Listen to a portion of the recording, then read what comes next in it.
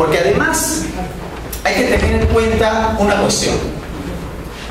En el mundo, hasta no hace mucho, la moneda valía por sí misma. Porque las monedas eran o de plata o de oro. ¿Qué cosa quiere decir que la moneda valga por sí misma? Que la moneda se respalda sola. ¿Me entienden? Porque el metal está allí. El metal está allí. ¿Ya? Ahora yo tengo esto. Acá hay un sol. ¿Quién respalda esto? Esto no lo respalda la moneda, porque aquí yo veo un metal. Esto lo está respaldando ¿quién? El Estado peruano. El Estado peruano no. O sea, si yo tengo confianza en esta moneda, ¿me entienden? Y si yo voy a ahorrar en esta moneda, ¿ya? Es porque yo creo en esta moneda. Y si yo creo en esa moneda es porque hay alguien que la está respaldando. Ese fue, por ejemplo, el gran problema que hubo en el siglo XIX cuando intentaron hacer el papel moneda. La gente no aceptaba el papel moneda.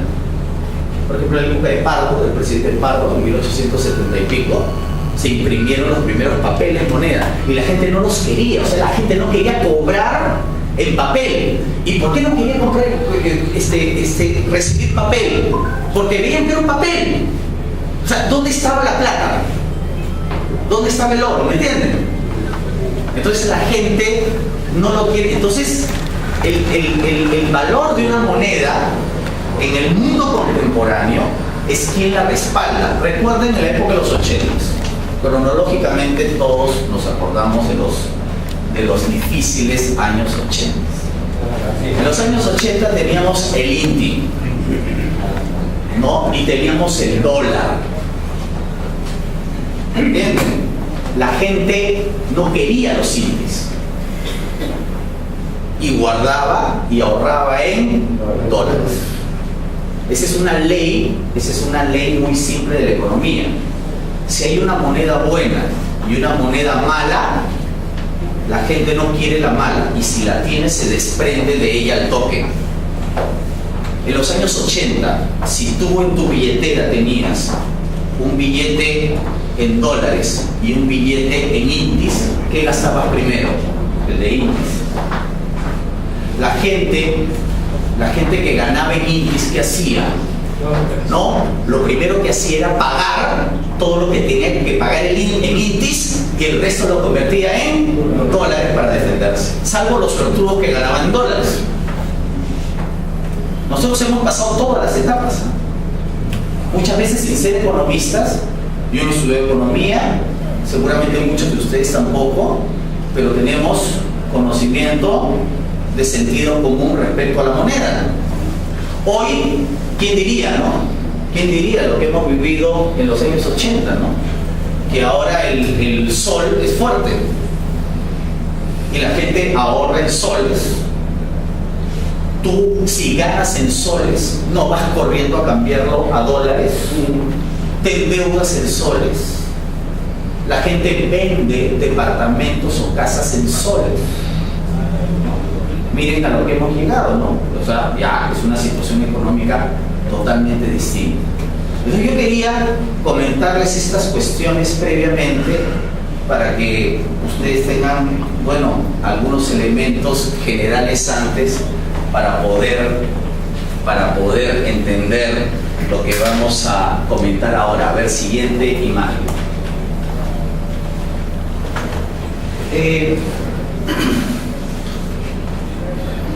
Cuando llegaron los españoles,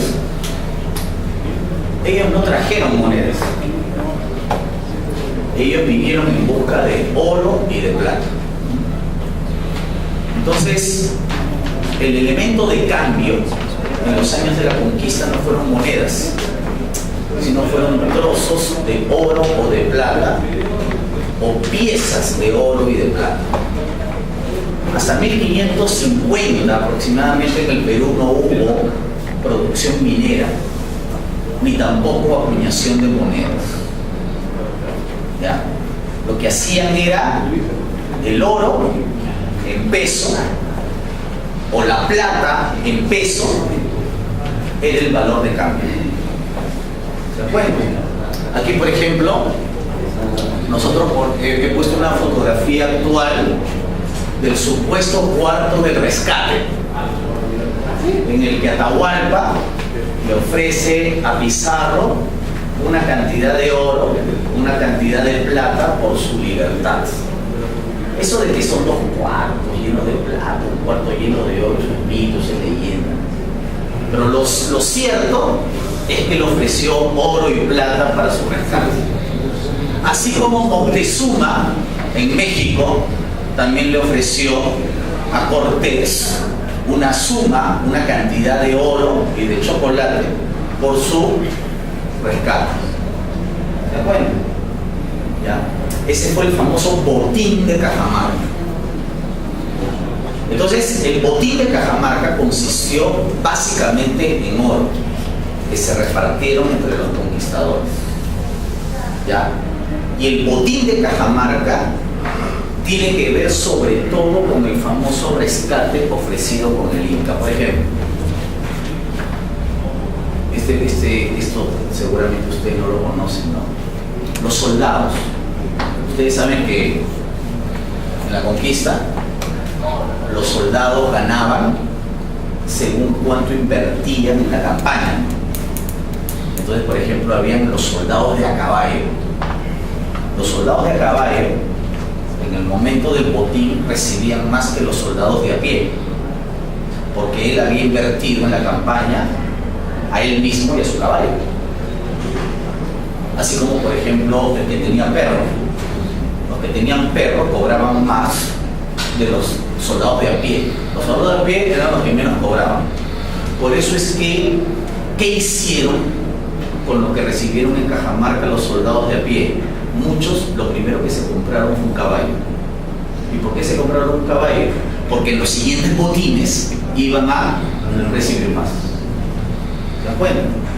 Ahora, en la colonia, la minería tenía un impuesto que se llama el quinto real. El quinto real, ¿qué cosa es la quinta parte? ¿Qué cosa es la quinta parte? El 20%. Entonces, cuando los mineros y Pizarro, lo que recaudó en oro y plata, también tuvo que pagarle al rey el quinto real. Entonces se supone que el 20% del botín de Cajamarca fue para el rey. Y parece que el mejor botín fue el botín del Cusco. Cuando los españoles llegan al Cusco y encuentran, entre otras cosas, el Coricanchi, que según las descripciones de los cronistas, los muros estaban cubiertos con planchas de oro, ¿no? Y dicen que había un jardín de oro con figuras de tamaño natural de oro. Claro que no era oro macizo, era como un oro laminado.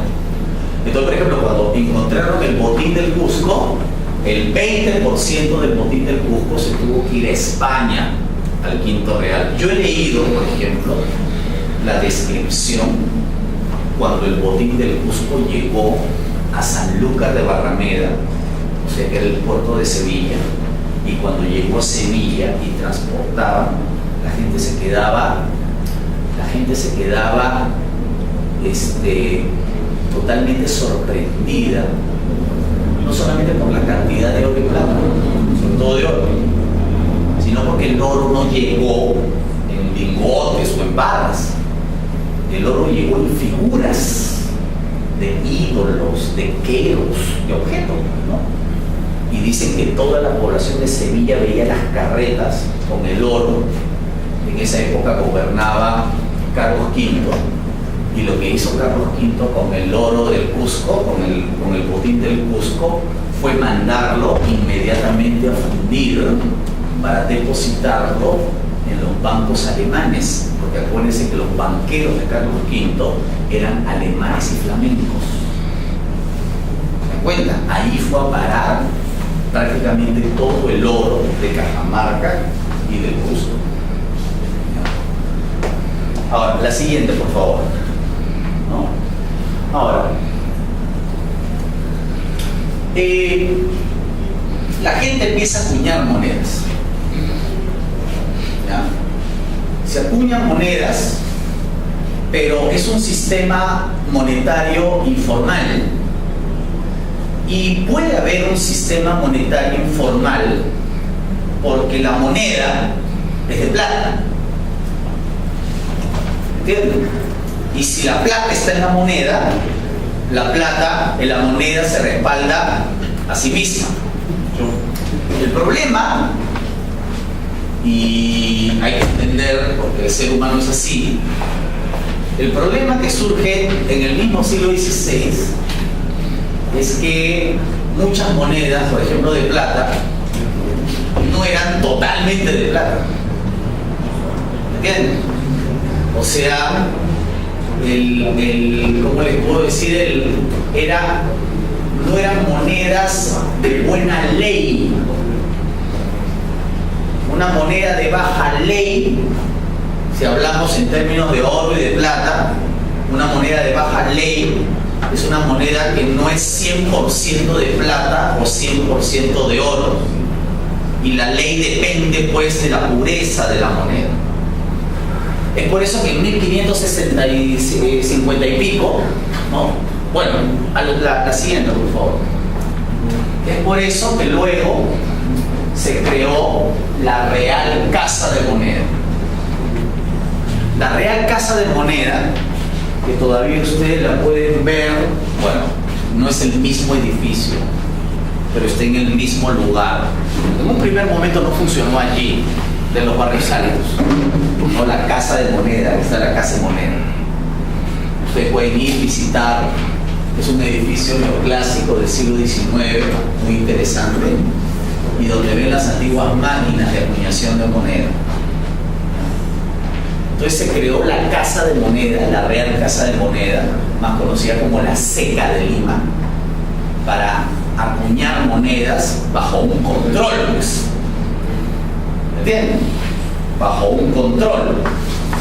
Y teóricamente las monedas acuñadas en la Casa de Moneda pues eran las que tenían más garantía, porque de alguna forma pues estaban avaladas por, entre comillas, el Estado.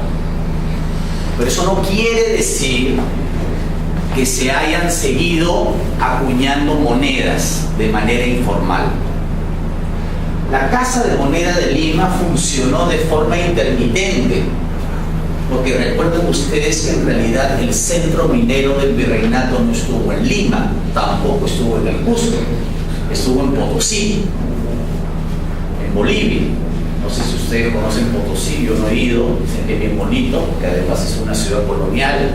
Ahí estaba el Cerro Rico de Potosí, que fue la mina de plata más grande de la historia universal, ¿no? Y ahí se fundó una casa de moneda.